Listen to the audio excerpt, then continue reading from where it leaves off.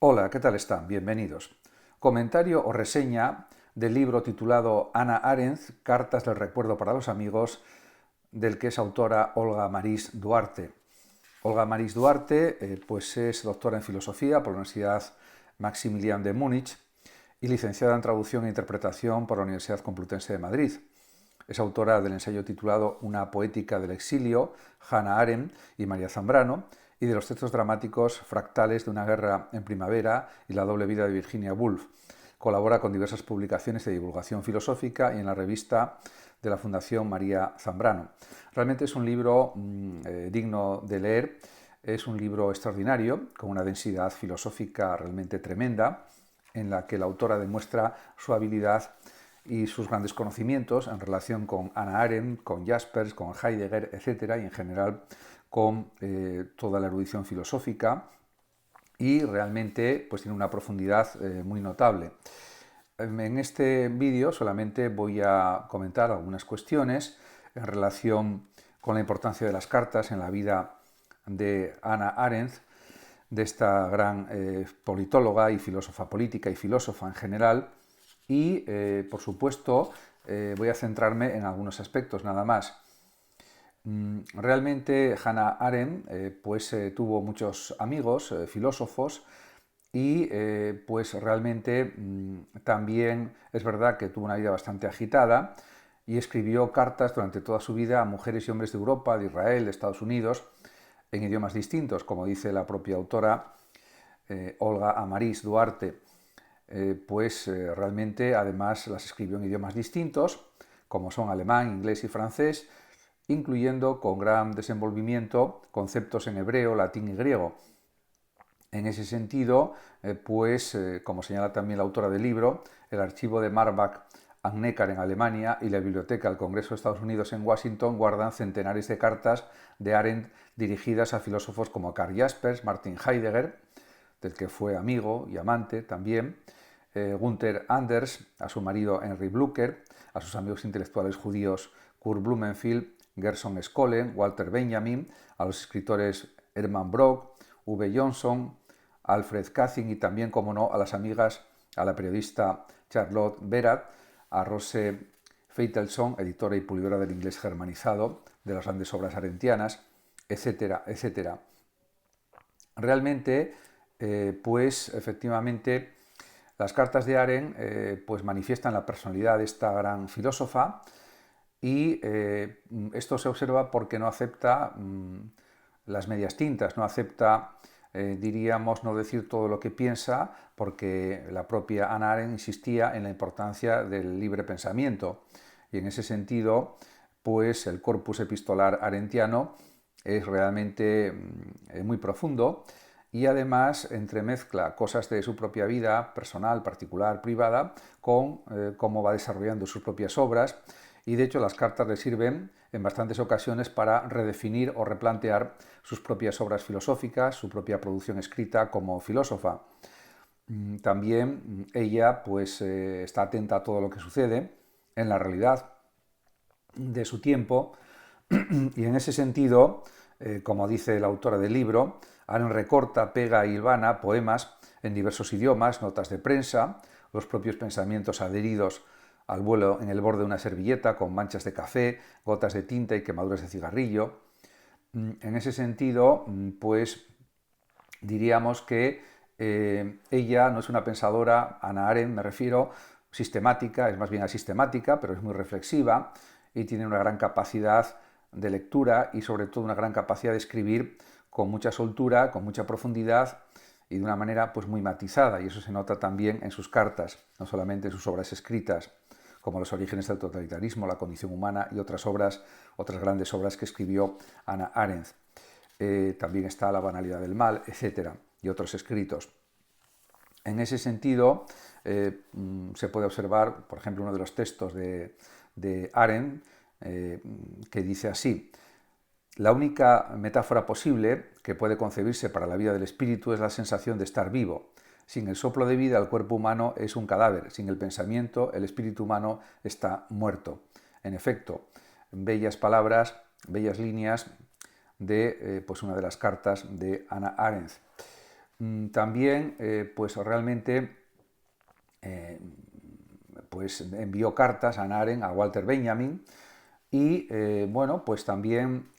a lo largo del libro, pues la propia autora Olga Marís pues señala que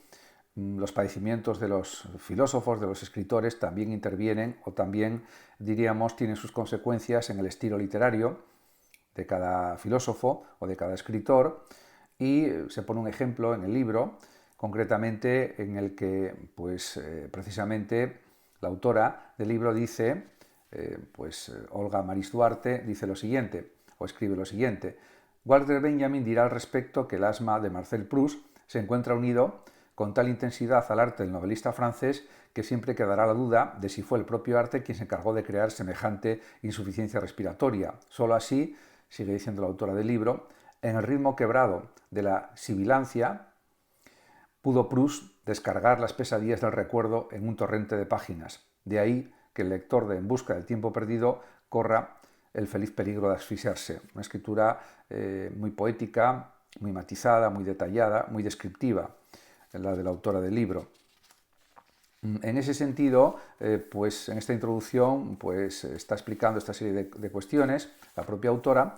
y a mí me interesa sobre todo detenerme en las cartas que pues, se enviaron Heidegger y Hannah Arendt, y luego posteriormente comentaré algunas cuestiones, sin pretensión de exhaustividad, algunos matices, algunos aspectos de las cartas a Karl Jaspers, que fue pues, el que dirigió la tesis doctoral de Hannah Arendt, y que también tuvo una gran amistad con la propia autora, con Hannah Arendt, con la propia autora de estas cartas me refiero. En ese sentido, pues hubo una colaboración entre Martin Heidegger, que fue el profesor y el maestro de Hannah Arendt cuando Hannah Arendt era muy joven, y hubo una amistad a lo largo del tiempo, una serie de cartas que se enviaron, y según pues, parece, por todos los indicios, pues hubo una relación afectiva, amorosa, entre la propia Hannah Arendt y Martin Heidegger, que luego se fue diluyendo con el tiempo hasta convertirse en amistad, más bien. En cualquier caso, eso parece, al menos. Hay un fragmento de una carta del 28 de octubre de 1960, desde Nueva York, en la que Hannah Arendt pues, escribe a Heidegger y le dice: querido Martin, he dado instrucciones a la editorial para que te envíe un libro mío. Quiero decirte unas palabras sobre esto. Verás que el libro no lleva dedicatoria. Si alguna de las cosas hubieran funcionado correctamente entre nosotros, quiero decir, no me refiero ni a mí ni a ti, te habría preguntado si podía dedicártelo. Surgió de forma directa de los primeros días en Friburgo y te debe casi todo en todos los sentidos. Es un ejemplo de las cartas que se envían. Podemos decir que también Hannah Arendt era una pensadora muy imaginativa, a diferencia de Heidegger, que era menos imaginativo, y también pues es cierto que Hannah Arendt tenía una gran admiración por la obra filosófica de Martin Heidegger, aunque no estaba de acuerdo con lo que sucedió cuando fue rector en los tiempos de la Segunda Guerra Mundial, realmente antes de la Segunda Guerra Mundial, realmente, en el año 33 llegó al cargo de rector de una manera, diríamos, inadecuada, en el año 1933, me refiero, antes del comienzo de la Segunda Guerra Mundial. En ese sentido, pues eso se le reprochó al mago de Marburgo, que fue Martin Heidegger, y realmente diríamos que ya se conocían desde los años 20, desde el año 1925, pues como dice aquí el libro, en una hora de tutoría durante la cual maestro y discípula caen en la fascinación, ahí empezó la relación intelectual y de amistad, por decirlo así, entre estos dos pensadores. Ciertamente, pues podemos decir que el mundo para Arendt es un lugar creativo en el que puedes desarrollar todas sus capacidades la persona. Y en ese sentido, pues realmente el propio Heidegger se da cuenta de la gran inteligencia de Hannah Arendt y la impulsa a que siga investigando, estudiando, formándose en filosofía, etc. Y también en otras materias, en otras en otras disciplinas, en otros conocimientos, y pues realmente a lo largo del libro se va describiendo la relación por carta que tuvieron Heidegger y Hannah Arendt. Ciertamente son páginas muy bien escritas, que se pueden subrayar en bastantes partes, porque realmente hay frases geniales, muy profundas, muy bien desarrolladas. Por ejemplo, como dice la autora del libro, Olga Maris Duarte, Heidegger alaba de Arendt ese humilde saber estar sin pretender eclipsar al auditorio con su agudeza, sino prefiriendo permanecer en silencio en un rincón. Bueno, pues eso también es otra de las cualidades de Hannah Arendt, pero por otra parte también, aunque no está de acuerdo con algunas actitudes políticas que tuvo Heidegger, muy claras, antes de la Segunda Guerra Mundial y durante la Segunda Guerra Mundial,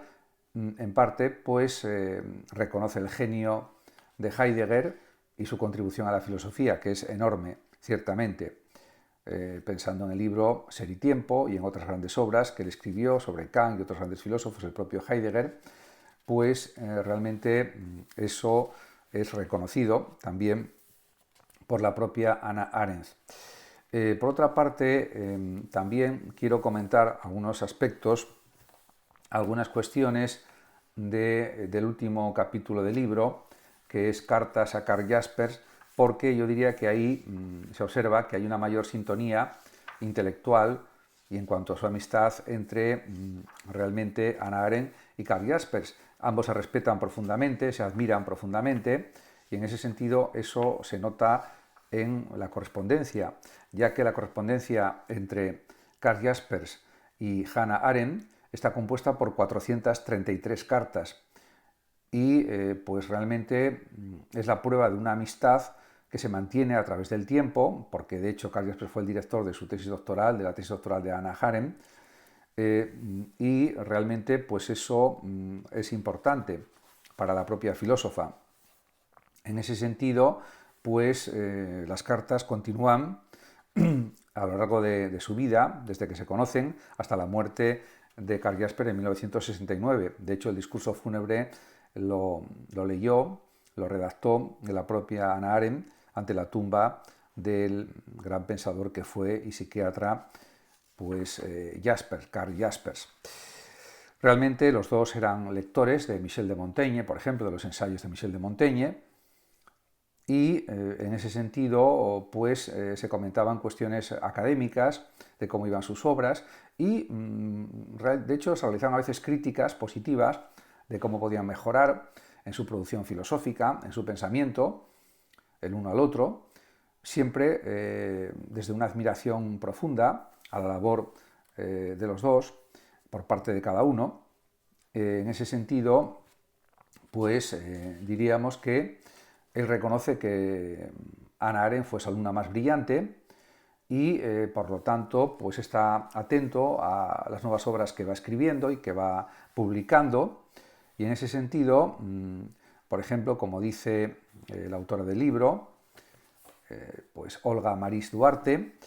Jaspers afirma que los poetas, los artistas, los investigadores y aquellos que se ocupan de los saberes menos prácticos de la vida deben ser parte integrante de una historia crítica que no pretenda reducir la filosofía a un mero dominio de la racionalidad. En ese sentido, tanto Jaspers como Hannah Arendt se oponen a cualquier tipo de censura en la producción de las ideas, del pensamiento, y en ese sentido pues quieren pues una política democrática basada en el bien común, en el bien de todos, etc. Y, por ejemplo, Hannah Arendt pretendía que hubiera como una federación de estados, pero que no hubiera un único gobierno mundial, porque eso podía llevar al totalitarismo, a la dictadura, y eso era algo indeseable, lógicamente, tanto para Hannah Arendt como para Jaspers. En ese sentido, pues diríamos, el propio Jaspers comparte con Arendt pues la defensa de aquello que cree correcto, aunque eso le produzca descrédito o desprestigio, le da igual. En ese sentido,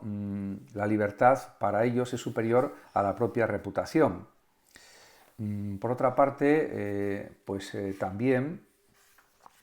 realmente pues La propia Hannah Arendt a veces tuvo que vivir en el extranjero, pero como la propia autora reconoce, como la propia Hannah Arendt reconoce, nunca es tan dueño de uno mismo, o nunca se es tan dueño de uno mismo, como cuando se es un total desconocido y cuando la vida está exclusivamente en nuestras manos. Efectivamente, ahí parece que la persona alcanza una mayor autonomía, una mayor independencia, incluso aunque no sea una situación deseable. En cualquier caso, también Jaspers se preocupó por asuntos políticos, al igual que Hannah Arendt, y el último libro que Jaspers escribió antes de morir llevó por título El futuro de Alemania. Y bueno, en ese sentido, el prólogo lo firmó Hannah Arendt. Además, también tenían muchas cuestiones en común, Jaspers y Arendt, en el sentido de que eran dos pensadores muy comprometidos con su mundo. De hecho, el propio Jaspers estaba en contra, lógicamente, de las bombas atómicas, de la posibilidad de una guerra atómica mundial, y escribió al respecto sobre esas cuestiones. Y pues realmente también diríamos que está el tema de la trascendencia, que es un tema crucial en el pensamiento del propio Jaspers y que quiero comentar un poco. Realmente eso está en la parte casi final del libro y es una parte interesantísima también. Y bueno, pues en relación con eso, pues hay que decir que aparece en 2 páginas del libro explicado muy bien lo que entiende Jasper por trascendencia. En ese sentido, podemos decir que, y es una cita de la propia autora del libro, de Olga Maris Duarte,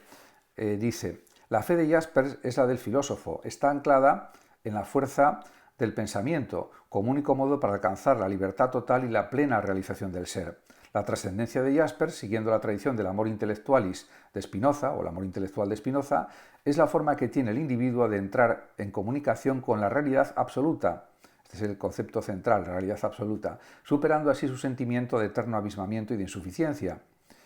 Pero considera también Jaspers que el contacto con la trascendencia es un conocimiento epistémico,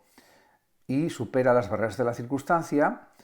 y la trascendencia, pues por tanto, es una trascendencia particular, mi trascendencia particular, aquella que cada individuo debe descodificar. Y es que el mundo es el lugar en donde lo trascendental se esconde, igual que un Dios escondido, Deus absconditus, en espera de ser revelado. En efecto, así es. Muchas gracias a todos por su atención